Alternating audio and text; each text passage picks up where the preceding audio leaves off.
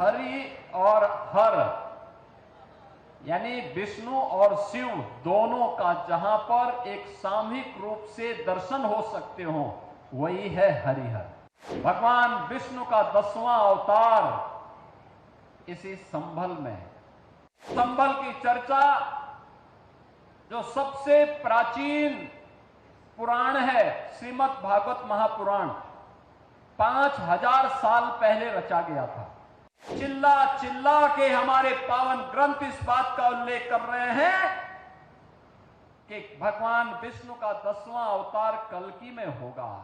संभल तो हम सबकी आस्था का प्रतीक है। हरि और हर यानी विष्णु और शिव दोनों का जहां पर एक सामूहिक रूप से दर्शन हो सकते हो वही है हरिहर। भगवान विष्णु का 10वां अवतार इसी संभल में। इसी संभल में हमारे पावन ग्रंथों ने माना है। बहनों और भाइयों, कुछ लोगों को यह विवादित विषय लगता होगा क्योंकि जिनकी पृष्ठभूमि ही विवादित है, जिनका पारिवारिक पृष्ठभूमि ही विरासत है, उन्हें हिंदू परंपरा में विवाद नजर आता है। लेकिन यह विवाद का विषय नहीं हो सकता है। यह विवाद का विषय नहीं हो सकता है।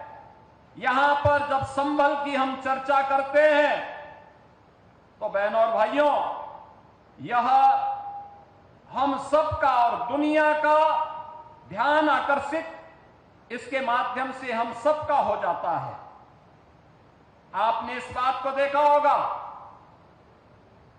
कि संभल की चर्चा जो सबसे प्राचीन पुराण है श्रीमद् भागवत महापुराण 5000 साल पहले रचा गया था। भगवान वेदव्यास ने महाभारत युद्ध के बाद उस समय की शांति के लिए, मुक्ति के लिए जिस महापुराण की रचना की थी वह श्रीमद् भागवत महापुराण है। स्कंद पुराण, विष्णु महापुराण, इन सब में यह उल्लेख है। चिल्ला चिल्ला के हमारे पावन ग्रंथ इस बात का उल्लेख कर रहे हैं कि भगवान विष्णु का 10वां अवतार कल्कि में होगा। स्कंद पुराण ने तो इस बारे में कहा है